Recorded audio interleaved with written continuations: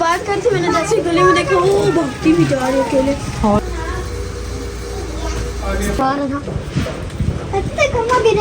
बादल पूरी दुनिया है।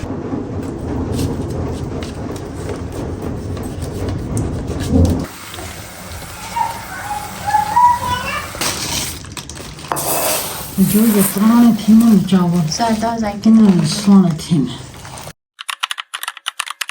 अस्सलामुअलैकुम वरहमतुल्लाहि वबरकातुहू। कैसी है मेरी यूट्यूब फैमिली? आई होप आप सब ठीक ठाक होंगे। अल्लाह पाक आपको हमेशा ठीक रखे, खुश आबाद रखे, ठंडी मीठी दायमी खुशियाँ आपका मुकद्दर करे। अल्हम्दुलिल्लाह जी, हम भी बिल्कुल ठीक हैं। And welcome back to another day and another vlog. आप लोगों के साथ जिक्र किया था ना कि पिछले रमज़ान में मेरी यही सिचुएशन थी कि मुझे ना सहरी के बाद नींद ही नहीं आती थी, और इस दफ़ा भी ना यही कंडीशन हो रही है कि सहरी के बाद भी ना मुझे काफ़ी टाइम तक नींद नहीं आती। तो आज ही बस ना ऐसे ही मैं उठ के बाहर आई तो देखा इतनी प्यारी बारिश हो रही थी, और रात गुज़श्ता जो थी वो भी ताक रात थी, यानी ये संडे का व्लॉग है। तो जो रात थी ना संडे की, यानी कि गुज़श्ता रात जो थी वो ताक रात थी, मतलब 25वें रोज़े की रात थी।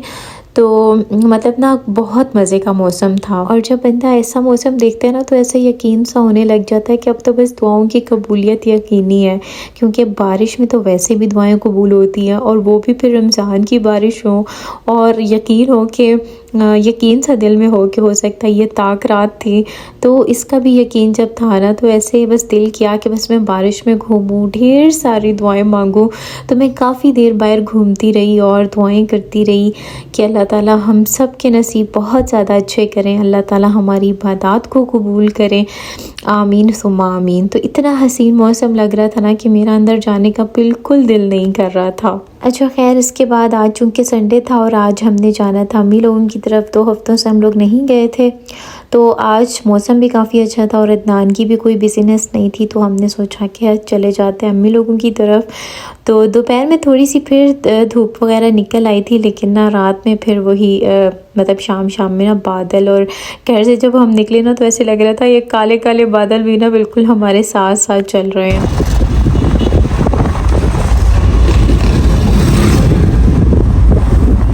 ऐसे अल्लाह पाक का बहुत शुक्र अदा किया कि मौसम इतना अच्छा हो गया, वरना इतनी गर्मी हो गई थी ना कि बस लग रहा था ईद पे तो बस ना कपड़े पहने जाएंगे, ना कोई ज्वेलरी पहनी जाएगी।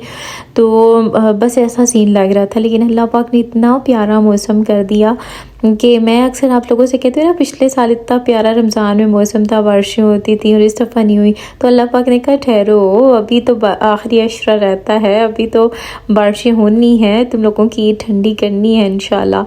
तो मौसम ना बहुत अच्छा हो गया, लेकिन ठंड भी हो गई। अब सहरी बनाना ना थोड़ा सा मुश्किल लगता है।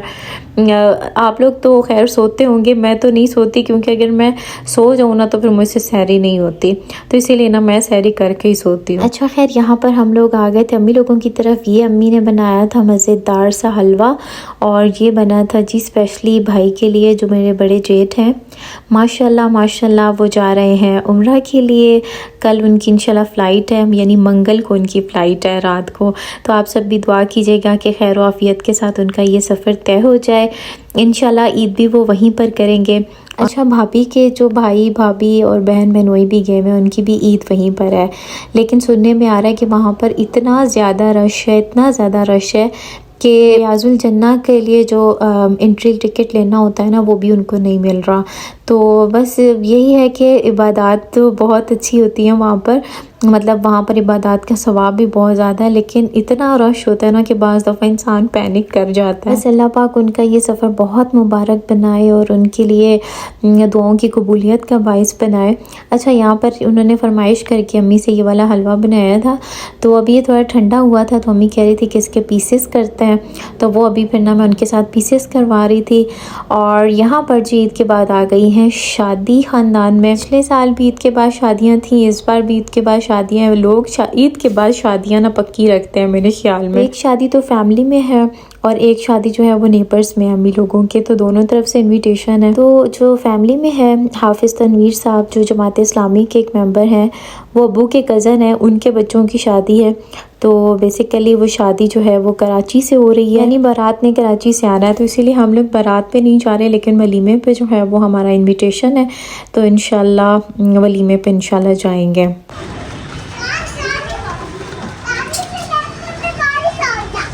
और यहाँ पर इतने काले और इतने गहरे बादल और ये चल रहे थे, वीडियो में सही कैप्चर नहीं हो रहे थे, लेकिन रियल में ये इतने खूबसूरत लग रहे थे कि मैं एक्सप्लेन नहीं कर सकती।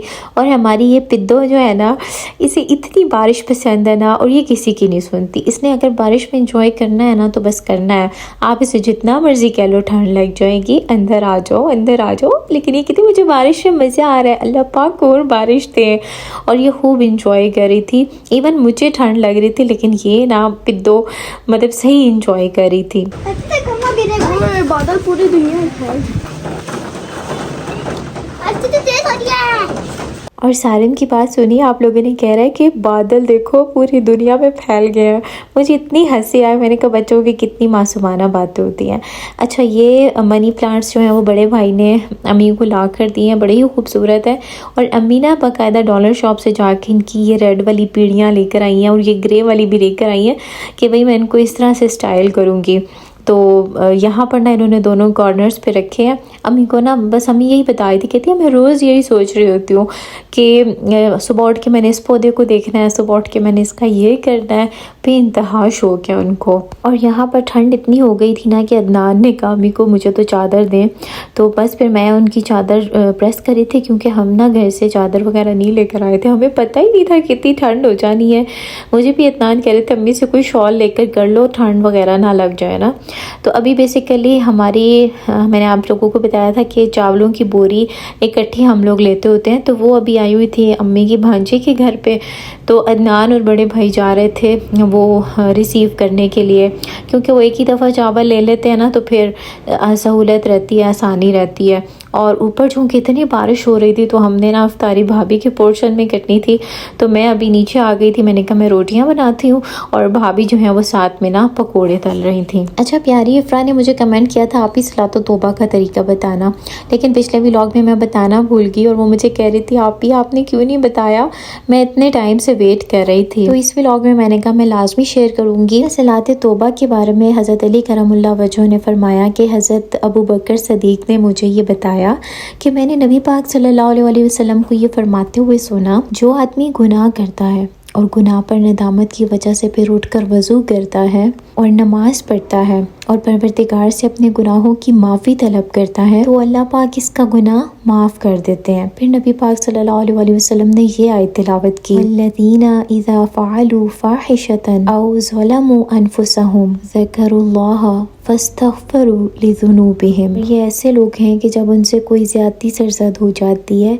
या ये अपनी जानों पर कोई जुल्म कर बैठते हैं, तो इनको फ़ौरन अल्लाह याद आ जाता है, यानी अल्लाह का अज़ाब याद आ जाता है और ये फिर अपने गुनाहों की माफ़ी तलब कर लेते हैं। हम इंसान ऐसे हैं ना कि उठते बैठते चलते फिरते कोई ना कोई हमसे गलतियाँ हो रही होती हैं, अल्लाह पाक की नाफरमानी के काम हो रहे होते हैं। तो जब भी याद आ जाए ना और दिल गुनाहों के बोझ से भारी हो जाए, तो ऐसी सूरत में उठा करें, वज़ू किया करें और उसके बाद अल्लाह के हुज़ूर 2 रकत नफल नमाज पढ़ा करें और उसके बाद अल्लाह पाक को बताया करें कि मुझसे ये गुनाह सरज़द हुए हैं, अल्लाह ताला तू ही माफ़ करने वाला है, मैं आइंदा के लिए इन गुनाहों से बाज आता हूँ, माफ़ी चाहता हूँ, बस तू मुझे माफ़ कर दे। तो इस नमाज को पढ़ने का कोई स्पेशल तरीका नहीं है और ना ही कोई स्पेशल दुआ है। जिस तरह आप आम तौर पर नफल नमाज पढ़ती हैं, नियत आप ये कर लें कि मैं सलात तौबा की नमाज पढ़ रही हूँ, तो उसके बाद आप जिस तरह आप बाकी नफल नमाज पढ़ती हैं उसी तरह से ना आपने नफल नमाज पढ़ के उसके बाद दुआ में अल्लाह ताला से रो कर गिड़गिड़ा कर अपने गुनाहों की माफ़ी मांगनी है और आइंदा के लिए स्पेशल ये नियत करनी है कि मैं गुनाहों से बाज रहने की पूरी कोशिश करूँगी।